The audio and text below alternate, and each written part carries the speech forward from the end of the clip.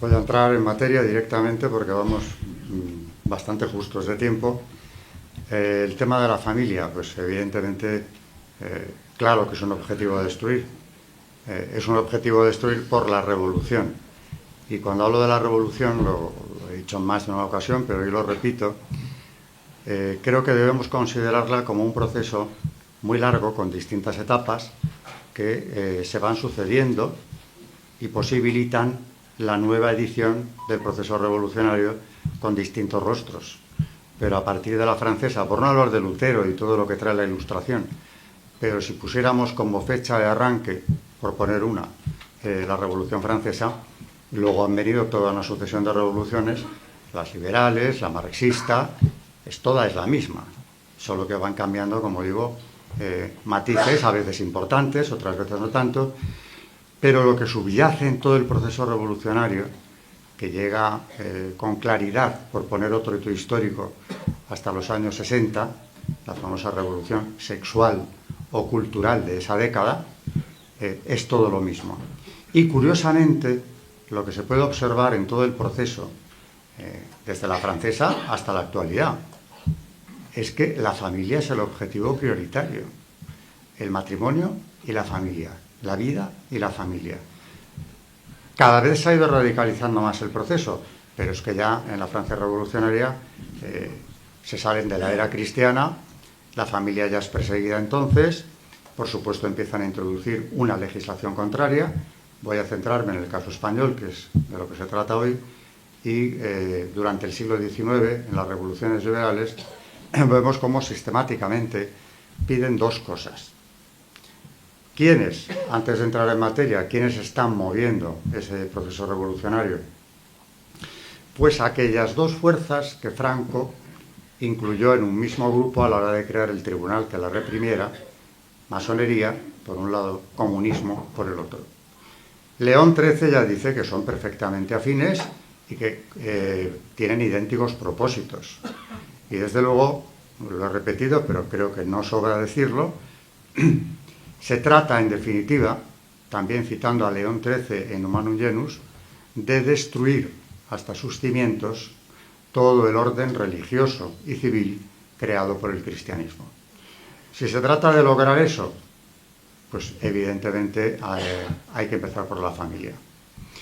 ¿Por qué la familia es algo tan sensible o tan importante como gran victoria a conseguir por las fuerzas revolucionarias?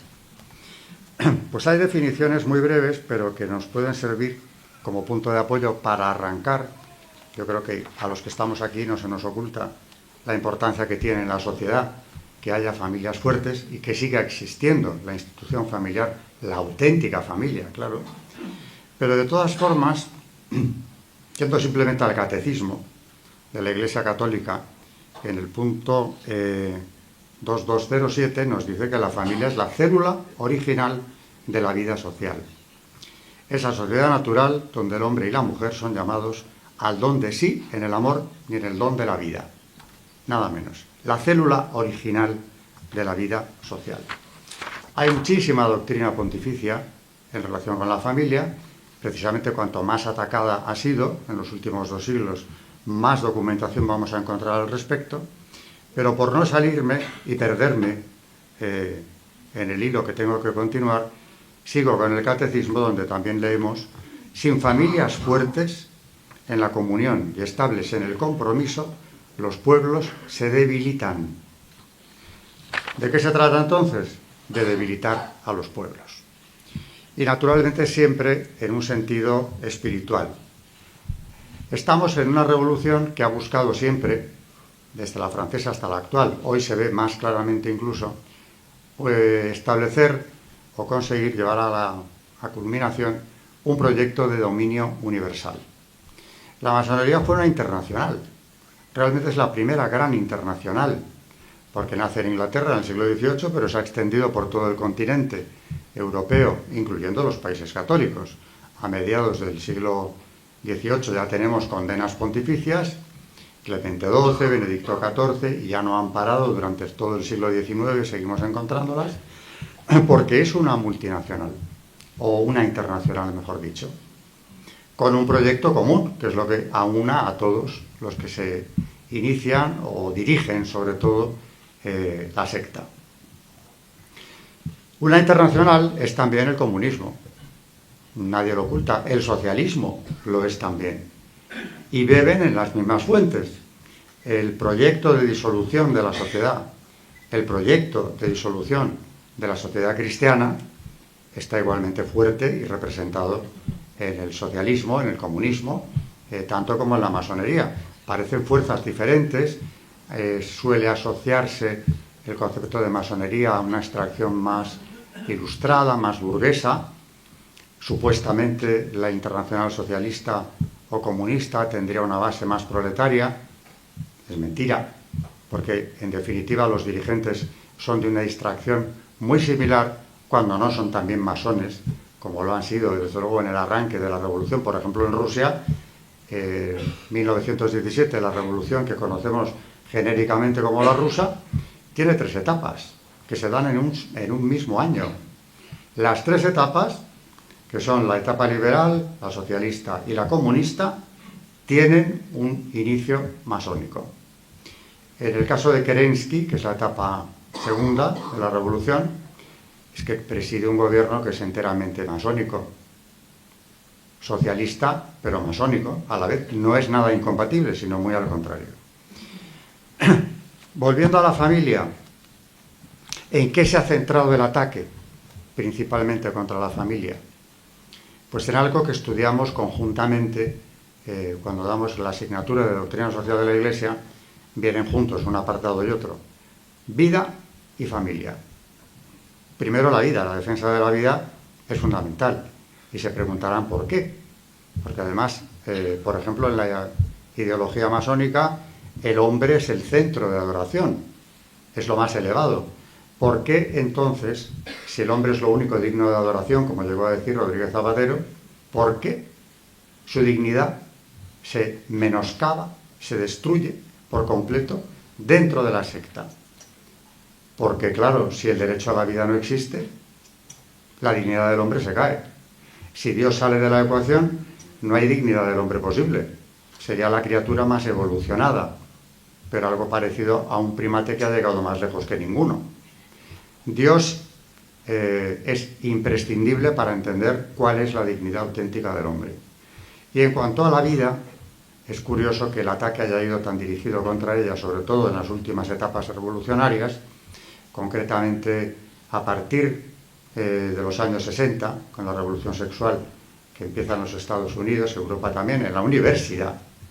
Y aquí no voy a entrar en la escuela de Frankfurt, que ya he tratado en otras conferencias, pero es que esa etapa es fundamental para entender el asalto a la vida humana. Hay un precedente claro en Rusia, porque ya en el año 20, es decir, habían transcurrido solamente 3 años desde el triunfo de la revolución allí, en la Unión Soviética se legaliza por primera vez en país alguno el aborto. Que el aborto es libre y gratuito en la Unión Soviética desde 1920, con mucha anterioridad, con mucha antelación a las legalizaciones que vendrán después. ¿Por qué ese ataque a la vida? Estaba preguntándome de forma retórica.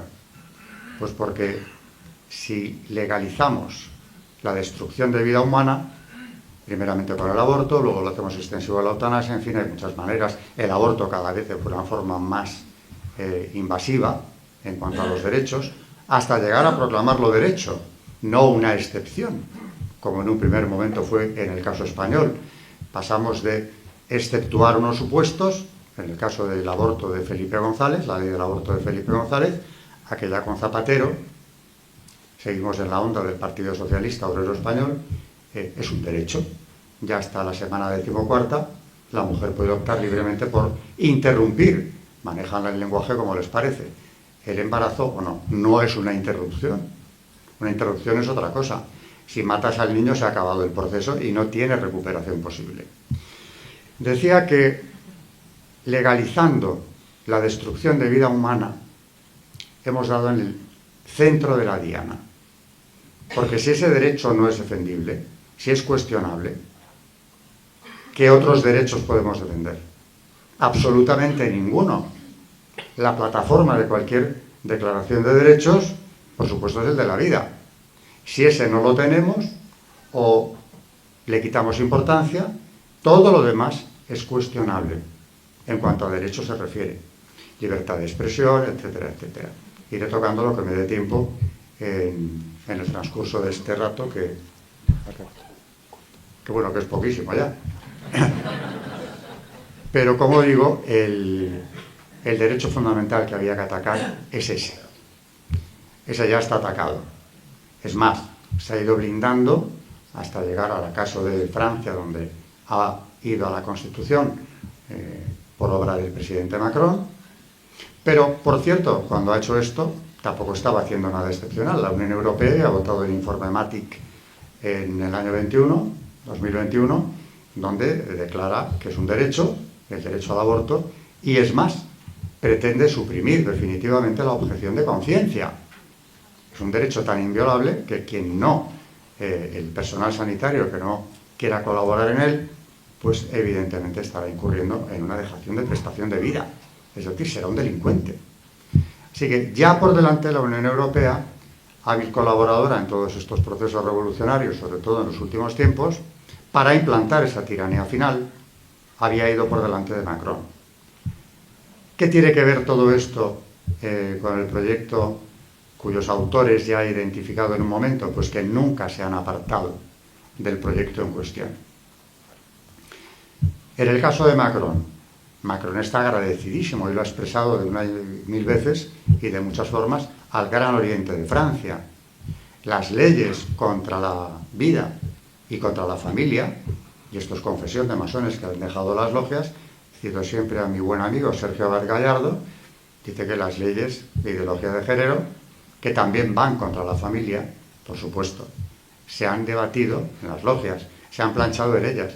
Concretamente, por no extenderme, la del aborto, que lleva el nombre de la ministra que lo sacó adelante, Simone Veil, es una ley que se planchó en la logia de su asesor, el principal de todos, el doctor Pierre Simon, que había sido gran maestro de la Gran Logia de Francia y que además ha dejado un libro escrito que merece la pena ojear por lo menos, aunque lo han retirado hace tiempo y es difícil de encontrar, porque la propia masonería entendía que aquí su gran maestro había ido demasiado lejos cuando afirma que la ley del aborto es una gran victoria de la masonería sobre el pensamiento judeo-cristiano. Así que vamos aclarando posiciones. No es una manía que les haya entrado de repente legalizar el aborto, convertirlo incluso en un derecho después. Es un proyecto muy claro de devaluación de la dignidad del hombre. Si de paso, una vez logrado esto, destruimos la familia, pues hemos dejado a la sociedad completamente inerme. Como nos dice el catecismo, una sociedad de familias fuertes es una sociedad fuerte. Lo contrario, pues es lo que trae. Una sociedad débil, atacable, y que además ya no tiene conceptos claros de nada ni puede defender derechos prácticamente. O sea que vida y familia, cuando son atacadas, lo son con un proyecto político a largo plazo de dominación permanente. Así que la sociedad resiste cuando resiste a la familia y cuando no, pues no lo hace. O es muy difícil que lo haga. Como he venido a ceñirme al caso español y muy concretamente a partir de la transición hasta ahora, empiezo con una cita de Francisco Franco en 1971, año jubilar jacobeo. En la ofrenda al apóstol, Franco dice que reza, pide además que recemos, o que rezaran los españoles de entonces, para que España se salve de la invasión materialista que trata de terminar con el orden espiritual de nuestro tiempo. Palabras casi textuales de aquella cita. Invasión materialista, es decir, la supresión de lo espiritual. Y desde una óptica materialista podemos justificarlo casi todo, evidentemente, desde el hedonismo hasta la propia elección de la persona según el libre arbitrio de cada uno. De ahí que tengamos infinidad de géneros ya definidos, y vaya usted a tocar eso. Es lo más sagrado, porque luego los artífices de esta ingeniería social son terriblemente dogmáticos e intolerantes. No admiten libertad de expresión. Antes de entrar en el caso español, y con esto ya no voy a referirme más que a él, quiero traer aquí a colación lo que va a hacer 2 años. La relatora de Naciones Unidas, nada menos que para la libertad de expresión, Irene Khan, en agosto del 23, elabora un informe en el que dice que los estados y también los propietarios de las empresas que controlan las redes sociales deben tener mucho cuidado en limitar las expresiones excesivamente tradicionales en relación con la vida, la familia y el género.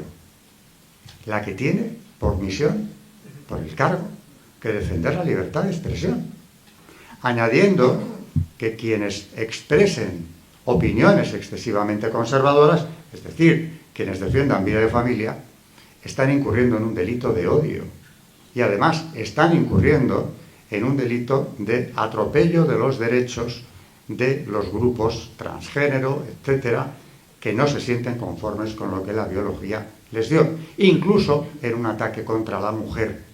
Todo esto lo dice ella. Es decir, que desde Naciones Unidas, porque el informe lo publica el organismo en cuestión, estamos viendo algo que ya, por cierto, no es la primera en decirlo. Hillary Clinton en 2015, en la cumbre de Mujeres en el Mundo, dice que los gobiernos deberían utilizar su poder coercitivo para redefinir los dogmas religiosos. Y esto es interesante tenerlo en cuenta, porque no son declaraciones de perturbados mentales, aunque podemos tener sobre ellos la opinión que queramos, y yo creo que aquí no faltan elementos objetivos. Es que estos personajes tienen poder, han tenido muchas veces el poder político y lo pueden volver a alcanzar, y tienen un poder mediático impresionante, todo el que les da la fuerza del organismo en el que están inscritos. O sea que no nos enfrentamos con un enemigo más o menos desprovisto de armamento, lo tiene y fuerte. En vísperas de la Constitución, de la que aquí se hablaba a primera hora, y por cierto, con brillantez, quiero felicitar a quien me ha antecedido aquí en esta tribuna, ¿no? A Fernando Paz, porque ha hecho una exposición sobre el proyecto constitucional, el régimen del 78 y lo que ha traído. Voy a centrarme en un aspecto que tiene que ver con lo espiritual, porque aquí la gran batalla es la espiritual, es algo que si alguien me ha oído hablar de temas similares en ocasiones anteriores, sabrá que yo siempre insisto en que estamos en un combate espiritual. Y si sacamos esta lucha del contexto espiritual, no entenderemos absolutamente nada. Como estamos en una batalla espiritual, y por eso, antes de continuar, quiero llamar a la esperanza una vez más, porque esa batalla, ese combate espiritual, ya sabemos no quién lo va a ganar, sino quién lo ha ganado ya, por negros que parezcan los tiempos en los que estamos. Quien vio con enorme claridad lo que iba a ocurrir en España ya en 1978 y se atrevió a decirlo, porque no todos lo hicieron, hablo incluso del mundo católico, de la propia jerarquía, hubo casos aislados, pero el que habló con más claridad y ha dejado para la posteridad un documento que hay que repasar de vez en cuando, es el que era cardenal primado, arzobispo de Toledo, don Marcelo González Martín, que publica en noviembre del 78, el 28 de noviembre del 78, es decir, en las vísperas del referéndum sobre la Constitución, un documento, una pastoral, que se llama así, ante el referéndum sobre la Constitución. Lo primero que denuncia es que en esta Constitución la ley natural ha sido excluida. No hay ninguna referencia a Dios. Si la ley natural sale del contexto, esto luego lo desarrolla bastante a fondo en el Parlamento alemán Benedicto XVI, años más tarde, estamos sometidos a cualquier arbitrariedad. Y citaba a San Agustín, en aquella ocasión, Benedicto XVI, diciendo que quita el derecho y el Estado se convierte simplemente en una banda de bandidos. Tenemos pruebas fehacientes de que es así. En cuanto el derecho natural no existe, no hay una instancia superior que regule la ley, vamos hacia la banda de bandidos que conocemos todos perfectamente. Y no solo en España, por supuesto. Así que denuncia la omisión real y no solo nominal de toda referencia a Dios y a su ley, porque en el momento en que esa ley desaparece puede venir cualquier cosa. Dice textualmente: la falta de referencia, principio de la cita, a los principios supremos de la ley natural o divina, trae una sociedad civil totalmente inerme. La orientación moral de las leyes y actos de gobierno queda a merced de los poderes públicos turnantes. Esto, combinado con las ambigüedades introducidas en el texto constitucional, puede convertirlo fácilmente en manos de los sucesivos poderes públicos en salvoconducto para agresiones legalizadas contra derechos inalienables del hombre. ¿Quién puede discutir esto hoy? Esa ambigüedad, ese suprimir a Dios y su ley natural, nos ha traído la situación en la que estamos. Claro que también habría que conectar esto, lo que estoy leyendo sobre la carta de don Marcelo, con el contexto internacional, porque evidentemente España es víctima de un proceso mundial, internacional, donde por delante y antes de que Franco muriese ya estaba en marcha el proceso revolucionario en su etapa de los años 60, la etapa más disolvente que la revolución ha conocido. De ahí vienen las leyes de género, los mal llamados nuevos derechos, que también Benedicto XVI calificó de derechos no, sino de la expresión de simples deseos egoístas que carecen de fundamento en la verdadera naturaleza humana. Pero eso no es un problema español. España lo que pasa es que está sometida, inscrita, dirigida desde todo ese entramado internacional que dicta a nuestros gobernantes lo que tienen que hacer, y estos cumplen gustosísimos. Pero no es una idea española, no es un problema español, exclusivamente español. Aunque aquí estamos hablando de lo que nos afecta a nosotros de forma más directa. Luego habla de que la juventud española caerá indebidamente en manos de las oligarquías de partidos políticos. Ya llama la atención sobre lo que puede ocurrir, y ocurrió con la juventud. Yo ya he hablado aquí también, en este mismo sitio, de la situación trágica en la que se encuentra la juventud española hoy, porque ha sido marginada y yo creo que se puede decir que incluso perseguida, de una forma más o menos sutil, pero legal, que impide que cumplan su designio, que desarrollen sus capacidades, que encuentren su sitio en la renovación también de la sociedad, hasta lograr lo que se ha calificado ya de suicidio demográfico. No solo porque han sido atacados de forma ideológica, brutalmente desde la cuna, sino porque además materialmente se les ha impedido y se les sigue impidiendo que desarrollen o que lleguen a construir familias, por supuesto, e incluso un proyecto vital con esperanza de futuro. Esto ya lo ve don Marcelo. Dice que a esa versión marxista, porque introduce naturalmente el elemento marxista en lo que nos espera si se vota la Constitución del 78, tampoco clara en muchos aspectos, a esta versión marxista de nuestra historia debe añadirse la imposición más reciente de la ideología de género. Es decir, que naturalmente ya se veía venir, cuando todavía ni se hablaba de los nuevos derechos, algo que va a irse introduciendo en la educación de los jóvenes, violando también los derechos de la familia. Esto no lo dice don Marcelo, pero vino después, de forma clarísima. Los derechos a la educación de los hijos es un derecho de la familia que se ha discutido, que se ha negado por activa y por pasiva. Aquí he dado un pequeño salto en el tiempo, he venido al presente, pero quiero volver a la carta de don Marcelo porque dice cosas también muy interesantes. La Constitución no tutela los valores morales de la familia, que por otra parte están siendo ya agredidos con la propaganda del divorcio, de los anticonceptivos y de la arbitrariedad sexual. Está hablando del año 78 y ya ocurría todo esto. ¿Cómo no iba a llegar lo que tenemos delante? Los medios de difusión que invaden los hogares podrán seguir socavando los criterios cristianos en contra de solemnes advertencias de los sumos pontífices dirigidas a los gobernantes de todo el mundo y no solamente a los católicos.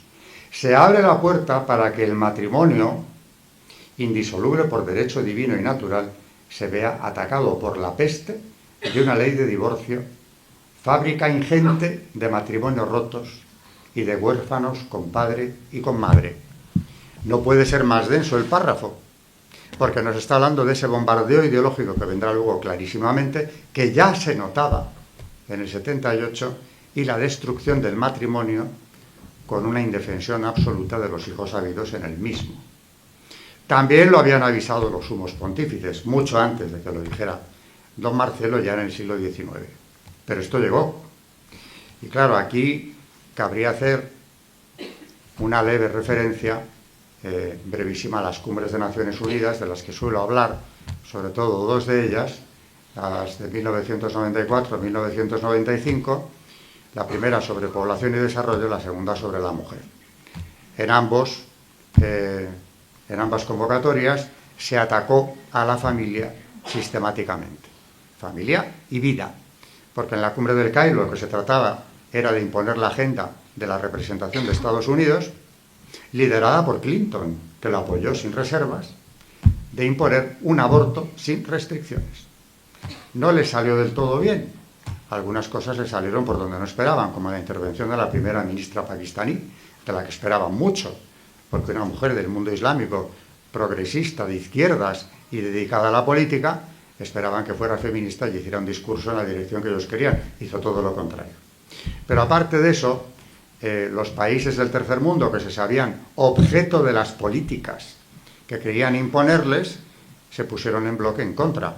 Y claro, eran más, aunque mucho más débiles, pero a la hora de votar eran muchos más, y el proyecto del Cairo no prosperó. Da igual, son unas seguidores al desaliento, llegamos al 95. En el 95 volvieron a la carga, hablando de las distintas formas de familia. ¿Eso qué es? Pues abrir el campo a la definición de familia como casi cualquier tipo de agrupación humana de la clase que se considere. Aquí en España se ha hecho de una forma contundente. Tenemos sobre todo el gran proyecto de ingeniería social, que nunca ha sido desmentido luego, de Rodríguez Zapatero con sus leyes de género, su aborto ya elevado a nivel de derecho, porque claro, durante esas primeras 14 semanas la mujer en España puede abortar sin ningún tipo de cortapisa. Hablan de la interrupción, como decía antes, pero es el asesinato del niño, y luego claro, las menores que pueden ir a abortar solas. Aunque a veces la verdad, la sociedad está en tal situación que no sabemos si es mejor que vayan solas o acompañadas, porque en ocasiones en los abortorios los rescatadores me cuentan cómo son las propias madres o padres quienes las llevan a abortar. A eso hemos llegado en la sociedad actual. En cualquier caso, las cumbres de Naciones Unidas no engañaban. Lo que pasa es que pasaban muy desapercibidas porque lo que no hacían tampoco era informar en prensa. Se informaba de los aspectos folclóricos, pero no de lo que se estaba debatiendo. Y en esa cumbre, ya en el Cairo, se habla de utilizar los medios de entretenimiento, cine, radio y televisión, incluso teatro clásico, no sé por qué el clásico, bueno, sí que lo sé, para ir introduciendo la nueva ideología, los nuevos derechos en la sociedad. Nada quedaba al azar. Esto enlaza con lo que había dicho 20 años antes don Marcelo, cuando habla de cómo en los hogares entraba esa propaganda ya de forma invasiva.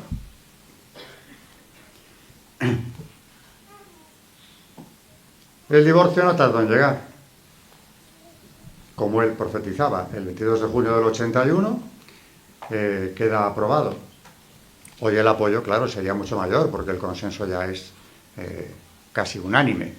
En el tema del aborto tampoco la cosa es muy distinta, porque si bien es cierto que el PSOE va por delante, y ahí vemos ese elemento marxista que han denunciado los papas, que ha denunciado el propio don Marcelo, de ataque a la familia y a la vida, inclusive. Pero es que el PSOE va por delante. En la transición hay algo que deberíamos subrayar. Cuando se legalizan los partidos socialista y comunista, no solo se legalizan, se trae a los dirigentes que estaban en el exilio y habían sido protagonistas de primera fila durante la guerra civil, concretamente comunistas, Santiago Carrillo y la Pasionaria. Y no vienen de cualquier manera a acabar sus días pacíficamente aquí, es que los traen a las Cortes. Con lo cual ya al pueblo español están transmitiendo un mensaje muy claro. Por lo menos que se lo pregunten.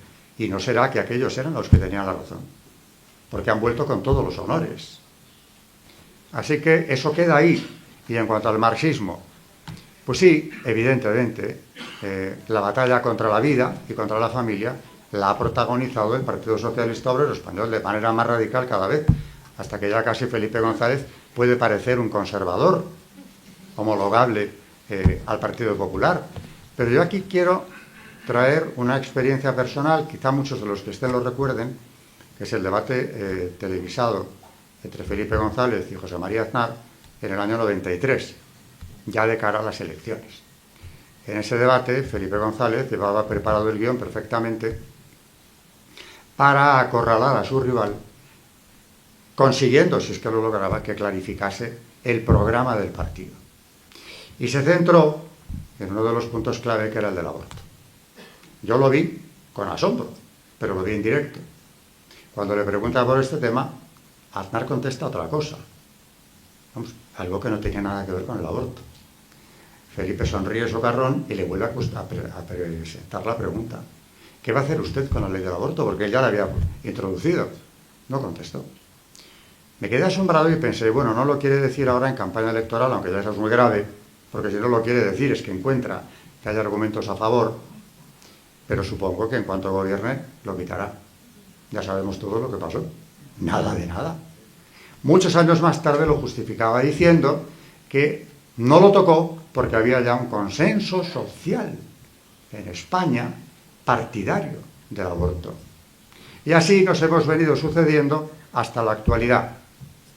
No olvidemos que Mariano Rajoy habló de reformarlo, no suprimirlo, no, por favor. Pero reformarlo sí, y también sabemos perfectamente qué ocurrió con la reforma. Después de darle varias vueltas, por cierto, que el proyecto del Partido Popular de inconstitucionalidad del aborto, como sabe cualquiera, pues tardó 13 años en recibir una respuesta, que era la que cabía esperar, pues que aquello estaba muy bien y era constitucional. Mientras tanto, ¿qué pasó con el proyecto de reforma?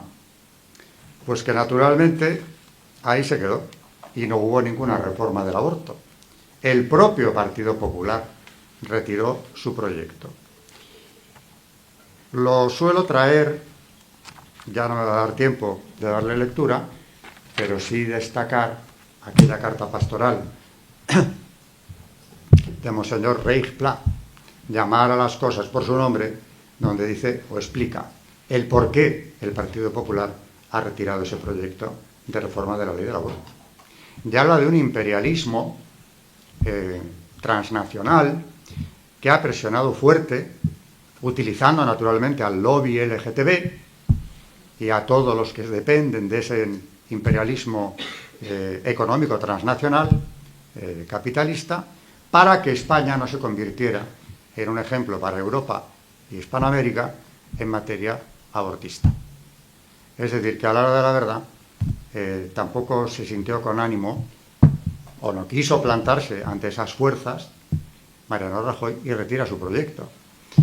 ¿Qué ocurre? Que claro, con la llegada de Zapatero al poder mediante lo que se puede calificar, desde luego sin rubor, de un golpe de Estado, retomamos la ingeniería social marxista donde se había quedado. Yo aquí quiero recordar lo que decía al principio, el primer país que legisla a favor del aborto y lo legaliza es la Unión Soviética. Tampoco es muy raro que sus herederos ideológicos, aunque luego Felipe González quiso desmarcarse, renunciando al marxismo, pero son herederos ideológicos de todo aquello, retome el asunto donde lo habían dejado. Nuevos derechos, un aborto ya como derecho y una sociedad española prácticamente irreconocible a día de hoy. Sin embargo, también soy de la opinión de que España, y lo vengo sosteniendo desde mucho antes de que todo esto haya ocurrido, va a ser imbatible. Y esto solamente se puede explicar desde la fe. También es verdad que si conoces la España real y no la que aparece en medios de comunicación exclusivamente, ves núcleos de resistencia, ves una juventud que se resiste a seguir siendo manipulada, adoctrinada y, por cierto, marginada, y que funciona. Más que gente de más edad, muchas veces. Pero volvamos siempre al combate espiritual, al Sagrado Corazón. Los que han entronizado al Sagrado Corazón lo han pagado caro. Casos de Alfonso XIII en su momento, ya le avisaron que perdería el trono si no se iniciaba en la masonería, y entre otras cosas, aquella delegación que recibió el año 19 le decía que no solo tenía que iniciarse, sino introducir, de momento, el matrimonio civil. Es decir, que luego le acusaban de borbonear, pero estos demócratas masones lo que querían es que lo hiciera, porque él no tenía por qué legislar en ese tema, ni en otros. En cuanto a el argumentario del Partido Popular en general en estos temas, como irse resignando a lo que el marxismo le va imponiendo, también se adelantó don Marcelo, y con esto voy a ir acabando enseguida, porque habla de algo que manejamos demasiado a menudo y es muy grave: el mal menor. ¿El mal menor? El mal es el mal. ¿Y menor en qué caso? Bueno, podríamos entrar aquí en definiciones. A veces el mal menor es que ya ha ocurrido, nos lo han hecho, nos lo han impuesto. Y hay que tratar de minimizar el efecto del mal. Pero muchas veces se utiliza para hacer un ejercicio de pura hipocresía. Voy a aceptar el mal menor para evitar el mayor. ¿Y cuál es el mayor? Aquí también nos daba respuesta don Marcelo. Porque decía, anticipándose a lo que veía venir: estos son, a nuestro parecer, los riesgos más notables a los que la Constitución puede abrir paso. Habla de aborto y matrimonio, es decir, familia. Su gravedad es manifiesta. Lo que por razones de orden político, que por razones de orden político se inclinan a un voto positivo, consideren ante Dios si realmente hay mayores males que justifiquen la tolerancia de un supuesto mal menor, sin olvidar que no es lo mismo tolerar un mal cuando no se ha podido impedir que cooperar a implantarlo positivamente, dándole vigor de ley. Eso fue exactamente lo que ocurrió. Y en eso estamos inmersos, insisto una vez más, para ya casi terminar, pues desde la transición hasta ahora. ¿Cuál es la situación de España en el contexto internacional? Bueno, pues aquí, como vamos por entregas y tenemos breves paréntesis del Partido Popular, donde no pasa nada, aunque tengan mayoría absoluta, por aquello de ese consenso social supuestamente ya impuesto en la sociedad, nos deberían explicar qué fuentes han manejado para descubrir ese contexto que hace que todos los españoles estén a favor de las leyes de Zapatero, por ejemplo. Bueno, no nos lo explican y seguimos adelante. A día de hoy, por fin, sí, ya se oyen voces cada vez menos tímidas, porque al principio tampoco nadie se atrevía a meterse demasiado con esto. Y de hecho en el Partido Popular yo veo que generalmente, cuando ya parece que hemos llegado al límite de lo intolerable, hay negociación. Volvemos a la política del mal menor. Hay como un consenso, en Europa por supuesto, porque en Europa, en el Parlamento Europeo, van juntos. En resoluciones que nos afectan a todos, van juntos, desenmascarándose. Y Europa es lo que es. También lo que decía aquí Fernando Paz la primera hora. Es un proyecto político que trata de imponer, naturalmente, un supraestado, digamos, aquello de la nación de naciones, pero convertido a una escala mucho mayor, en algo tan difuso como un continente sometido a algo nada democrático, como serían esos equilibrios de poder de Bruselas o donde quieran poner la capital, que nos impondría, naturalmente, todo lo que están intentando imponernos desde Naciones Unidas y demás organizaciones. No gubernamentales, muchas veces. Por ejemplo, es impresionante, pero el poder que tiene una organización como Planned Parenthood en Estados Unidos y en la Unión Europea es increíble, pero es que opera como un organismo político y tiene todo el apoyo político y toda la financiación que quiera recibir, cuando es una organización dedicada únicamente ¿A qué? A suprimir vidas. Por más que hable de asesoría, de educación de la juventud en materia sexual, eso ya lo hacen también en los colegios, en las escuelas, inclusive concertadas muchas veces, por aquello de sobrevivir, volvemos al mal menor. Aquí es difícil que alguien se plante en serio, y también eso ha contribuido en parte al deterioro de la moral pública y del discurso político que tenemos que resistir, pero es lo que hay. De manera que esto nos afecta a todos. Lo que pasa en Europa, claro que nos afecta a todos. Pero antes que nada, habría que resolver lo que pasa aquí. Y habría que llamar a la sociedad a tener en cuenta cuál ha sido el proceso, por lo menos meditar sobre lo que esto ha sido, lo que está en juego, el terreno que ya se ha perdido. Es difícil cuantificar en millones de vidas humanas cuántas se han perdido desde que se legalizó el aborto. Por cualquier vía de aborto, además, incluido el aborto químico, que es muy difícil de cuantificar. En el mundo y en España, exactamente igual.